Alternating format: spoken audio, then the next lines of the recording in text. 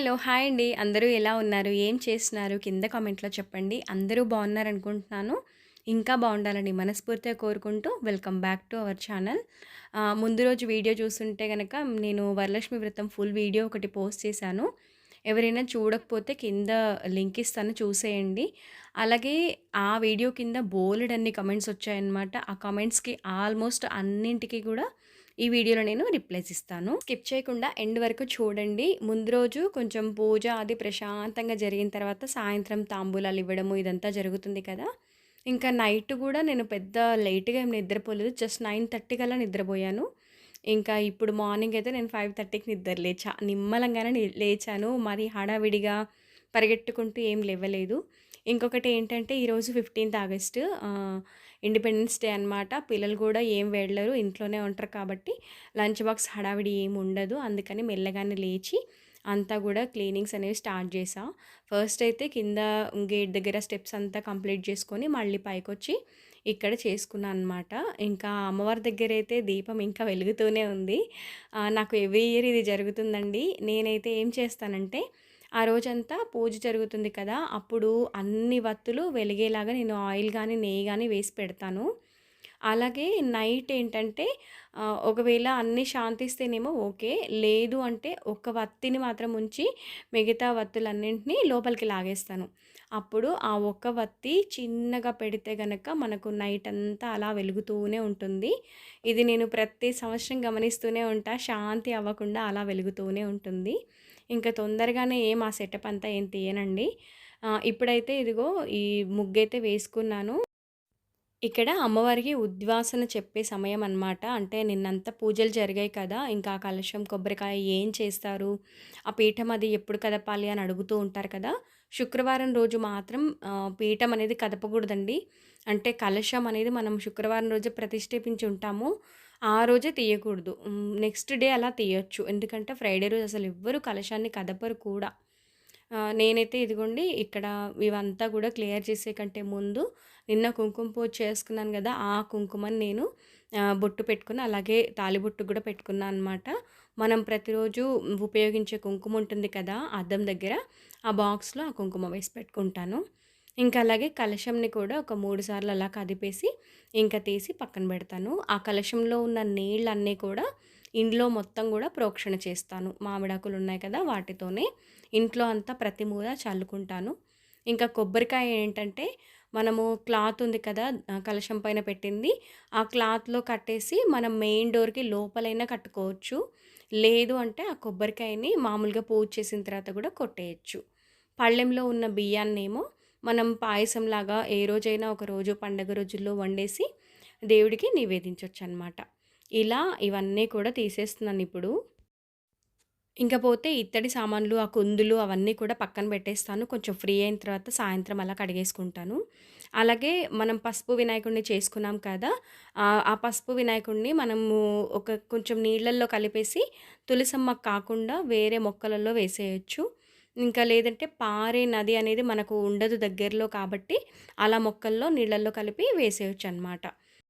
ఇంకపోతే ఈ చీర గురించి అడిగారు. "అక్క ఈ చీర ఎప్పుడు కట్టుకుంటారు?" అని చెప్పి యాక్చువల్‌గా అయితే సేమ్ డే ఈవినింగ్ కట్టుకోవాలి కానీ నాకు కుదరలేదండి. ఇంకా అందుకని అలా పక్కనుంచేశాను. చూస్తాను నాకేదైనా ఒక వీలైన మంచి రోజు కానీ, లేదంటే ఒకరోజు అమ్మవారికి మళ్ళీ కట్టి అప్పుడు నేను కట్టుకుందామని చూస్తున్నాను. ఇంకా బ్లౌజెస్ అది అంత ఏం స్టిచ్చింగ్ అదేం చేయలేదు కదా! ఇంకా కుంకుమనైతే చెప్పాను గదా! ప్రతిరోజు మనం ధరించొచ్చు. చాలా మంచిది. మనం ఎక్కడైనా బయటకు వెళ్ళేటప్పుడు అలా గూడా బొట్టు పెట్టుకొని వెళ్తే చాలా మంచిదనమాట. ఇక్కడ పూజావి అన్నీ కూడా టకటకామని తీసేయగలిగాను కానీ, నేను అమ్మవారిని తీయలేకపోతున్నాను. అసలు తీయాలని అస్సలు అనిపించట్లేదు.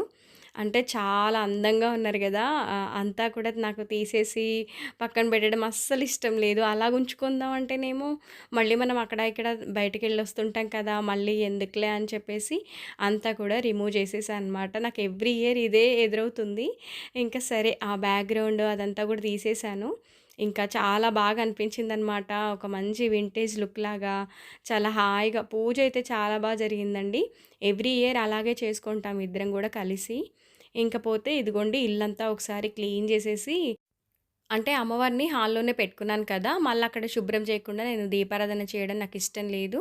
అందుకని అన్నీ తీసేసి ఒకేసారి ఇంక ఇల్లంతా శుభ్రం చేసి, అప్పుడు నేనిక్కడ మందిరంలో దీపారాధన చేసుకుంటూ ఉన్నా. ఇంక ఇవాళ శనివారం కదా! మంచిగా ఏదైనా నైవేద్యం అది చేసి పెడదాం అనుకున్నాను కానీ, నాకు కుదరలేదు. ఇంక ఈ రోజుకైతే కొంచెం ఫ్రూట్స్‌తోనే సరిపెట్టేసాననమాట. ఇంక సాయంత్రం మంచిగా చేసేసుకుందాంలే అని చెప్పేసి.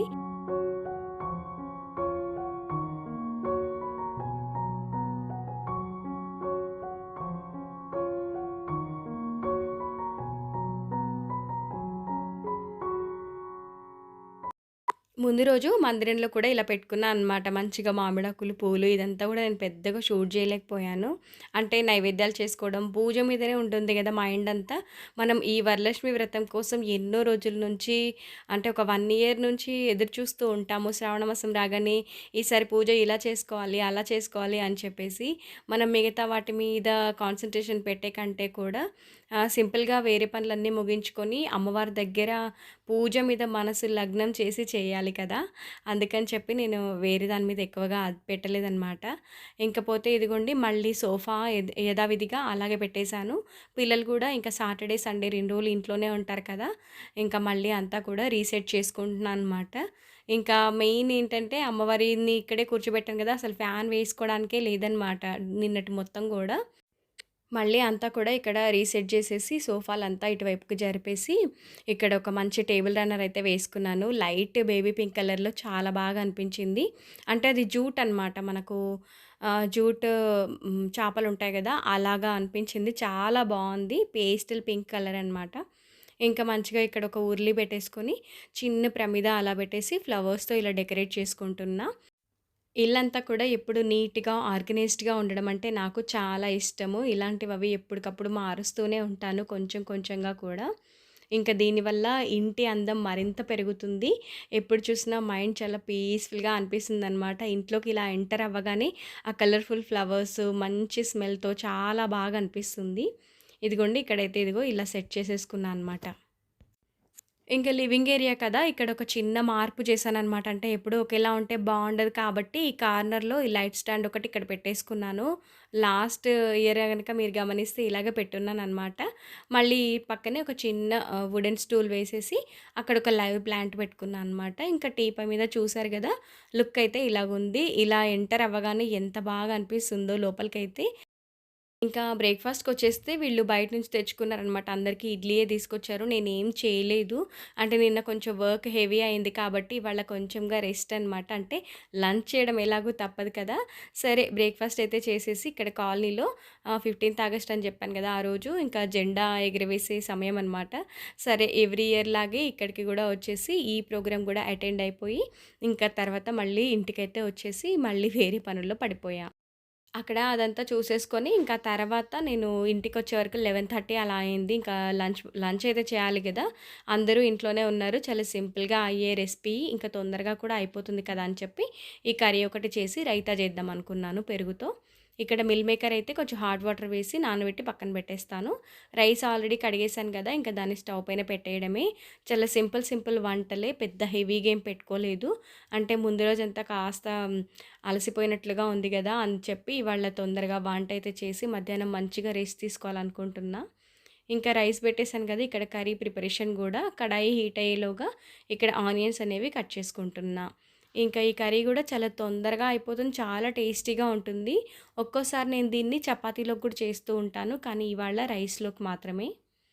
ఆల్రెడీ కడాయి వేడైపోయింది కదా! ఇంకా అందులో ఇప్పుడు కొంచెం ఆయిల్ అది వేసేసి, ఇందులో ఒక 2 ఇలాచి, 2 లవంగా వేసుకుంటున్నాను. ఇంకా డైరెక్ట్‌గా ఆనియన్స్ అయితే వేసుకుంటున్నా. ఇంకా మన కర్రీ అనేది కాస్త గ్రేవీగా కావాలి కాబట్టి, ఆనియన్స్ అనేవి ఇక్కడ 2 తీసుకున్నా అనమాట మీడియం సైజ్‌వి. ఇంకా అది కొంచెం వేగేంత వరకు కొంచెం సాల్ట్ వేసి కలిపేస్తే అది వేగిపోతుంది కదా! అప్పుడు నేను ఇందులో కొంచెం పచ్చిమిర్చి, అలాగే కరివేపాకు కూడా యాడ్ చేశాను. అటువైపున రైస్ కూడా అవుతుంది. కొంచెం దగ్గరికయ్యేంత వరకు అలా కలిపేసి మూత పెట్టేస్తే మగ్గిపోతుందనమాట. ఆనియన్ వేగగానే అందులో కొంచెం పసుపు, అల్లం వెల్లుల్లి పేస్ట్ వేసుకున్నాను. అది కొంచెం పచ్చివాసన పోయేంత వరకు అలా పెట్టేసి, ఇక్కడ టమాటా, కొబ్బరి పొడి, అలాగే కొంచెం కొత్తిమీర, ఇంకా కాజు ఇవన్నీ కూడా మిక్సీ పట్టేస్తాను. ఇందాక వేడి నీళ్ళు వేసి పెట్టాను కదా మిల్ మేకర్, ఆ వాటర్ అంతా తీసేసి ఇప్పుడు ఇందులో వేసుకుంటున్నాను. అంటే కొంచెం చెమ్మ అది పోయేంత వరకు ఇలా ఆయిల్ అనేది దీనికి పట్టేలా కలుపుకుంటే సరిపోతుంది. ఎక్కువగా ఏం ఉడికించాల్సిన అవసరం లేదు, ఆల్రెడీ ఉడికిపోయి ఉంటుంది. ఇది కూడా హెల్తీయే అండి. వెజ్ ప్రిఫర్ చేసే వాళ్ళకు ఇది మంచి ఆప్షన్ అనమాట. హెల్తీగా ఉంటుంది. ఇటు చపాతీస్కి కానీ రైస్కి కూడా బాగుంటుంది. ఇందాక కాజు, కొత్తిమీర అవన్నీ కూడా టమాటా పేస్ట్ చేశాను కదా, ఆ పేస్ట్ అనేది ఇక్కడ నేను యాడ్ చేసుకుంటున్నా. దీనివల్ల ఏంటంటే కర్రీ కొంచెం చిక్కగా గ్రేవీగా వస్తుంది. అలాగే ఉప్పు, కారం, ధనియా పౌడర్ కూడా ఇందులో యాడ్ చేశాను. గరం మసాలా లాంటివి ఏం వేయలేదు. ఇంకా అది కూడా ఒకసారి కలిపేసి పచ్చివాసన పోయిన తర్వాత మనకెంత క్వాంటిటీ కావాలో లిక్విడ్ అనేది వాటర్ యాడ్ చేసుకుంటే సరిపోతుంది. మంచి మిల్ మేకర్ మసాలా కర్రీ అయితే రెడీ అనమాట. ఇంకా ఇది కొంచెం ఉడికిపోతే సరిపోతుంది. లాస్ట్‌లో నేను కొత్తిమీరకు బదులుగా మనకు కసూరి మేతి ఉంటుంది కదా, దాన్ని కొంచెం అలా క్రష్ చేసి వేస్తానంతే. మనకు ఒకవేళ లిక్విడ్‌గా వద్దు, కొంచెం దగ్గరగా కావాలి అనుకుంటే ఇంకొంచెం మగ్గేంత వరకు అలా మూత పెట్టేస్తే సరిపోతుంది. ఈలోగా నేను అటు పక్కన ఉన్నయన్నీ కూడా ఫ్రిడ్జ్‌లోకి అటు ఇటుగా సర్దుకుంటున్నాను అంతే. మనం ఏంటంటే కిచెన్‌లో ఇటు వంట చేస్తూనే అన్నీ కూడా ఎక్కడివక్కడ సర్దుకుంటే కొంచెం మన పని కూడా ఈజీగా అవుతుంది కదా. చెప్పాను కదా ఇందాక రెడీ అయితే అయిపోయింది కర్రీ. ఇందులో కొంచెం కసూరి మేతి ఇలా క్రష్ చేసి వేసుకుంటున్నాను. డైరెక్ట్గా వేయకుండా ఇలా క్రష్ చేస్తేనే దీని ఫ్లేవర్ అనేది చాలా బాగుంటుంది. ఇంకా ఇంతేనండి కర్రీ అయితే, ఇంకా చేసేదేం లేదు. ఇంకా దీంతో కర్రీ కూడా కంప్లీట్ అయిపోయినట్లే. ఇంకా వాళ్ళకి సండే కూడా హాలిడే ఉంది కదా పిల్లలకి. లంచ్ చేసిన తర్వాత వాళ్ళు క్రికెట్‌కి వెళ్ళిపోయారనమాట. వాళ్ళు ఒక 2-3 అవర్స్ వరకు ఇంటికే రారు. ఇంకా నాకు కొంచెం ఫ్రీ టైమ్ ఉంటుంది కదా, ఇప్పుడు కొంచెం అన్నీ కూడా ఎక్కడివక్కడ సదిరేసి గిన్నెలు అవి అన్నీ క్లీన్ చేసేసుకొని కొంచెం రెస్ట్ తీసుకోవాలనుకున్నాను. నిన్న, మొన్న 2 రోజులుగా బాగా కొంచెం రెస్ట్ లేకుండా ఉండింది కదా, అందుకని చెప్పేసి. ఇంకా ఇదండి ఇవాల్టి వీడియో అయితే. ఇంకా ఏమైనా డౌట్స్ ఉంటే కింద కామెంట్‌లో చెప్పండి, నేను మీకు రిప్లై ఇస్తాను. వీడియోలో ఏదో ఒక పాయింట్ మీకు నచ్చే ఉంటుంది కదా, మీకు ఎంతో కొంత హెల్ప్ అయ్యే ఉంటుంది. నచ్చితే తప్పకుండా లైక్ చేసి, కొత్తగా వ్యూ చేస్తూ ఉంటే మన ఛానల్లో కంటెంట్ చూడండి. నచ్చితే లైక్ చేసి సబ్స్క్రైబ్ చేసుకొని డైలీ ఫాలో అవ్వండి. మరొక మంచి వీడియోతో మళ్ళీ మీ ముందుంటాను. అంతవరకు సెలవు. బాయ్ అండి. Thank you for watching.